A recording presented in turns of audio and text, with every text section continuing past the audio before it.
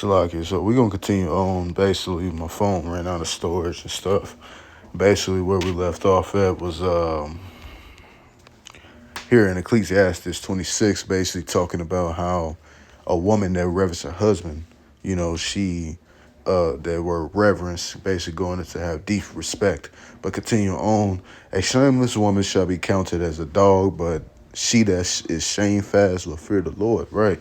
You know, that basically being humble, having humility, and basically a woman that is shameless, meaning she is out in the public, clamorous, being ghetto, shaking her ass on top of a car or whatnot, you know, doing all matter of who knows what, women like that are counted as a dog. We all know what the word, we all know what the name is for a female dog, okay, bitch. All right. Verse 26, a woman that honoreth her husband shall be judged wise of all, but she that dishonoreth him in her pride shall be counted ungodly of all. Okay. So the point is, a woman that honoreth her husband, she is considered wise. Okay. So a woman like that, of her mindset would be considered wise, if she does the things that she says. Okay. And hey, in the kingdom of heaven, our women gonna be like that naturally. Okay. Because on this side, you fighting tooth and nail just to find a woman like that. That's why the scriptures say, who can find a virtuous woman? Okay. Because it's hard. It's like her price is above rubies. Okay. It's rare. Okay. So getting back to the scriptures here, Isaiah 4:1. Okay. Isaiah 4:1. All right. Try to get this done before. Isaiah 4:1. In that day, 7 women shall take hold of one man, saying, we will eat our own bread and wear our own apparel, and let us be called by thy name to take away our reproach. Right. Because this is not just going to be any woman that looks good with a fat ass is going to be chosen. No, a woman that has a good decorum about herself. She carries herself in a certain conduct. Okay. She's not being she's basically like that woman in the video, basically. Okay. She is desiring a husband. Okay. She wants to be called by his name. She wants to settle with a man. Okay. She not trying to be, all of, what these women be doing now. Okay. A woman like that could potentially get with a man of the Lord. Okay. Because, hey, she has the right mindset. Okay. But it's not just going to be any woman getting chosen. Okay. Because it's going to be women that are sincere.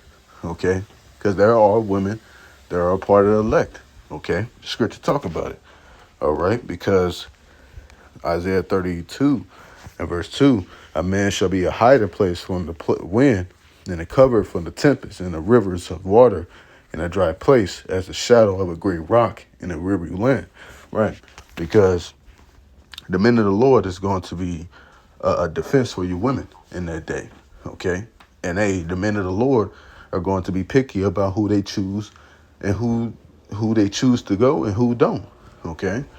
When I say who choose to go, meaning, they could potentially be saved. And who don't go is the ones that get rejected.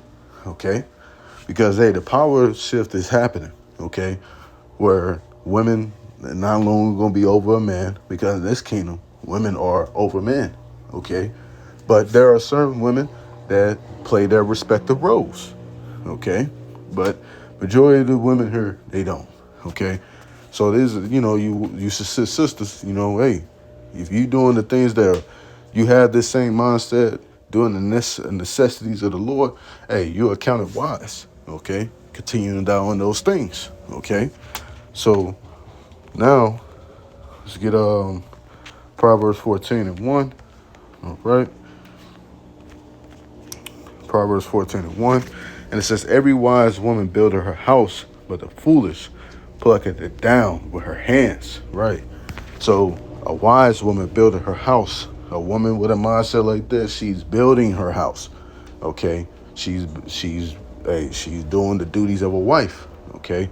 She's taking heed to instructions, following her man, following his leadership. Whatever he says goes. Okay.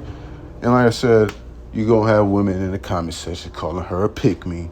But hey, guess what? Them pick-me's are going to be the ones that get chosen to eventually be saved. Okay? And you ones that got that mindset, guess what? You're just going to be destroyed. Period, point blank. All right?